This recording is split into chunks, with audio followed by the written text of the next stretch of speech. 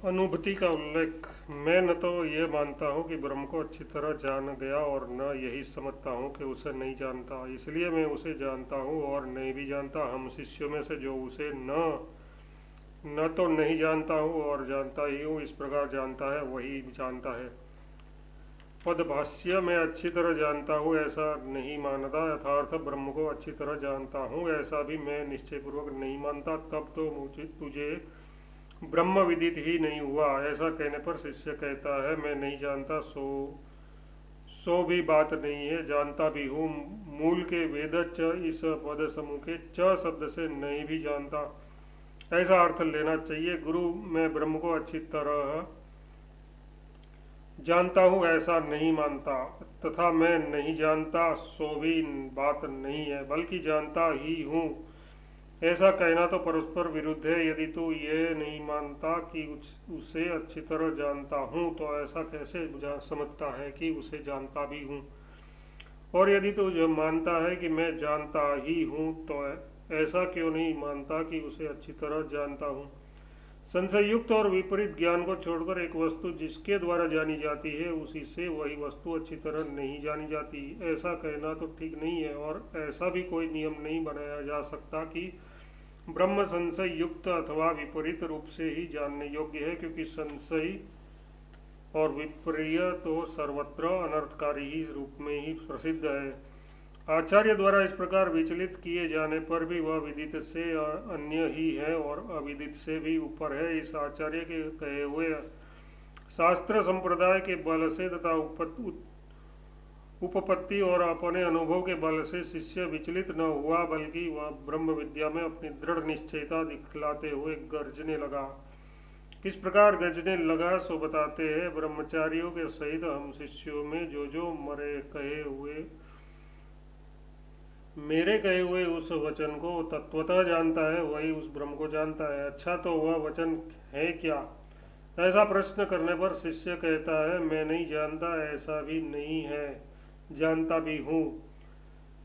जो बात आचार्य ने वह विदित से अन्य ही है और अविदित से भी ऊपर है, इस वाक्य द्वारा कही थी उसी वस्तु को अपने अनुमान और अनुभव से मिलाकर निश्चय करके आचार्य की बुद्धि को सम्यक प्रकार से बतलाने और मंद बुद्धियों की बुद्धि की पहुंच से वचनों से बचाने के लिए एक दूसरे वाक्यों से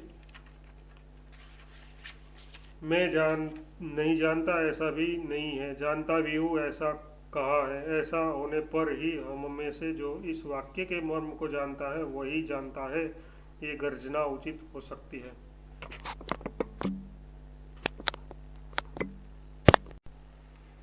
वाक्य भाष्य आश्चर्य का और पना निश्चय समान ही है, ये देखना दिखलाने के लिए शिष्य अपने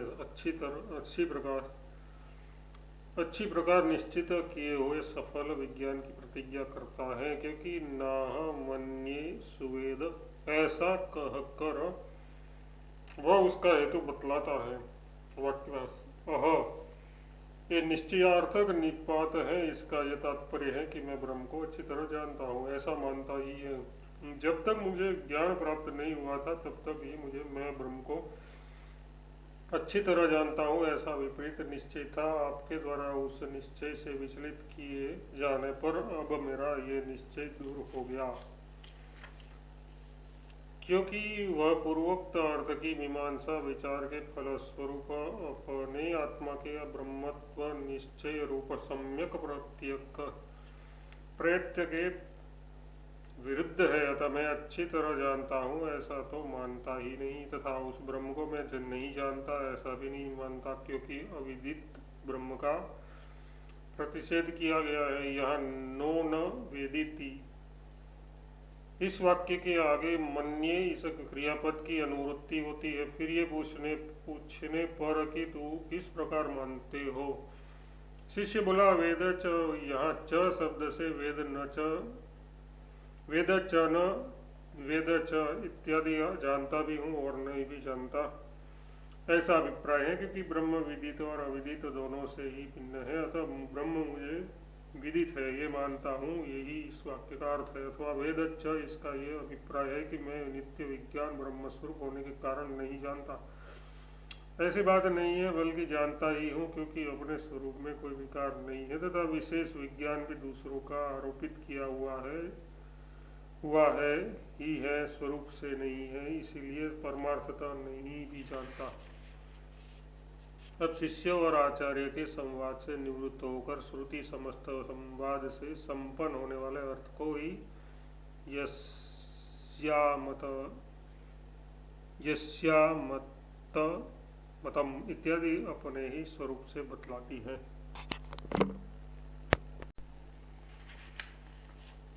वाक्य भाष आश्चर्य का और अपना निश्चय समान ही है, यह दिखाने के लिए शिष्य अपने अच्छी तरह प्रकाश निश्चित किए हुए सफल विज्ञान की प्रतिज्ञा करता है, क्योंकि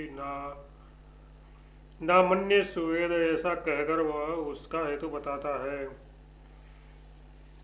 यह निश्चयात्मक निपात है, इसका यह तात्पर्य है कि मैं ब्रह्म को अच्छी तरह जानता हूँ, ऐसा मानता ही है। अतः जब तक मुझे ज्ञान प्राप्त नहीं हुआ था तब तक ही मैं ब्रह्म को अच्छी तरह जानता हूँ, ऐसा विपरीत निश्चय था। आपके द्वारा उस निश्चय से विचलित किए जाने पर अब मेरा यह निश्चय दूर हो गया, क्योंकि वह पूर्वोक्त अर्थ की मीमांसा मतलब विचार के फल स्वरूप अपने आत्मा के ब्रह्मत्व निश्चय रूप सम्यक प्रकार के विरुद्ध है। अतः मैं अच्छी तरह जानता हूँ ऐसा तो मानता ही नहीं, तथा उस ब्रह्म को मैं नहीं जानता ऐसा भी नहीं मानता, क्योंकि विदित ब्रह्म का निषेध किया गया है।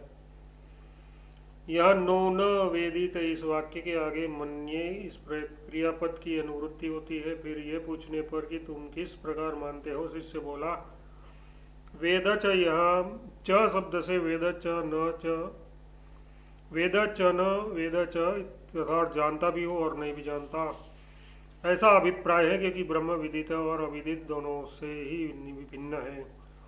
अतः ब्रह्म मुझे विदित है ये मानता हूँ, यदि इस वाक्य का अर्थ यही इसका वाक्य का अर्थ है। अथवा वेद च, इसका यह अभिप्राय है कि मैं नित्य विज्ञान स्वरूप ब्रह्म स्वरूप होने के कारण नहीं जानता, ऐसी बात नहीं है, बल्कि जानता ही हूँ, क्योंकि अपने स्वरूप में कोई विकार नहीं है तथा विशेष विज्ञान भी दूसरों का आरोपित किया हुआ ही है, स्वरूप से नहीं है, इसलिए परमार्थता नहीं भी जानता। अब शिष्य और आचार्य के संवाद के निवृत्त होकर श्रुति समस्त संवाद से संपन्न होने वाले अर्थ को ही यस्मात् इत्यादि अपने ही स्वरूप में बताती है। यो नस्ते वेद, ये आगम उपयुक्त अर्थ का अनुवादन करने के कारण इससे अन्य पक्षों का निषेध करने के लिए है। हम में से जो इस ब्रह्म को इस प्रकार विदित अविदित से भिन्न जानता है वही जानता है और कोई नहीं, क्योंकि जैसा मैं जानता हूँ उससे अन्य प्रकार वाले तो उपास्य यथार्थ कार्य ब्रह्म को ही जानने वाला है। वेद च इस प्रकार इस पद से अन्य पक्ष वाले में ब्रह्मवित्व का निराश किया जाता है, किस कारण ये निष्कर्ष निकल का जाता है, सो बताते हैं ऊपर कहे हुए अर्थ का अनुवादन करने के कारण, क्योंकि यहाँ नो न विदित वेद च इस वाक्य से पूर्वोक्त का ही अनुवादन करते हैं।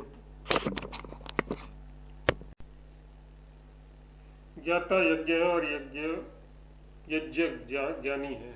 ब्रह्म जिसको ज्ञाता नहीं है उसी को ज्ञात है, और जिसको ज्ञात है वह उसे नहीं जानता, क्योंकि वह जानने वाला का बिना जाना हुआ है और न जानने वाला का जाना हुआ है, क्योंकि अन्य वस्तुओं के समान दृश्य न होने से वह विषय रूप से नहीं जाना जा सकता। पदभाष्य, जिस ब्रह्मवेता का ऐसा मत अभिप्राय यथार्थ निश्चय है कि ब्रह्म अमत अविज्ञात यानी अविदित है, उसे ब्रह्म ठीक मत यथार्थ ज्ञात हो गया है, ऐसा इसका तात्पर्य है। और जिसे मुझे ब्रह्म मत ज्ञात यथार्थ विदित हो गया है ऐसा निश्चय है, वह जानता ही नहीं, उसे ब्रह्म का ज्ञान नहीं है। अब अविज्ञात विजायताम ऐसा कहकर विद्वान और अविद्वान के उपयुक्त पक्षों का अवधारण मतलब निश्चय करते हैं। जानने वालों यथार्थ भली प्रकार समझने वालों को वह ब्रह्म अविज्ञात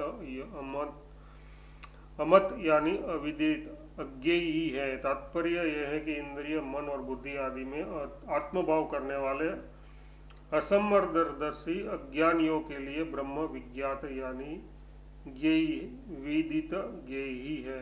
हाँ, जिनकी बुद्धि अत्यंत अकुशल है उसके लिए ऐसी बात नहीं है, क्योंकि उन्हें तो हमने हमने ब्रह्म को जान लिया है ऐसी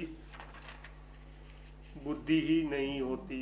किंतु जो लोग इंद्रिय, मन और बुद्धि आदि उपाधियों में आत्मभाव करने वाले हैं, उन्हें तो ब्रह्म और उपाधि के पार्थव्य का ज्ञान न होने के तथा बुद्धि आदि उपाधि के ज्ञात रूप होने से ब्रह्म विदित है, ऐसी भ्रांति होनी उचित ही है। अतः वह विज्ञातम विजयायताम इस वाक्य द्वारा असमर्थ दर्शन, असम्यक दर्शन का पूर्व पक्ष रूप से उल्लेख किया गया है, अथवा अविदित्यात विद्यात इत्यादि जो मंत्र का उत्तरार्ध है वह हेतु अर्थ में ही है।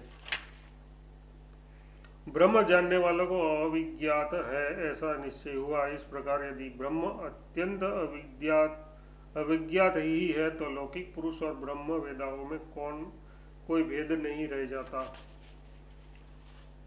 इसके सिवा जानने वाले को अविज्ञात है यह कथन परस्पर विरुद्ध भी है।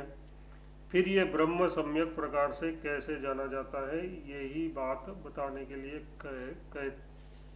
कहते हैं।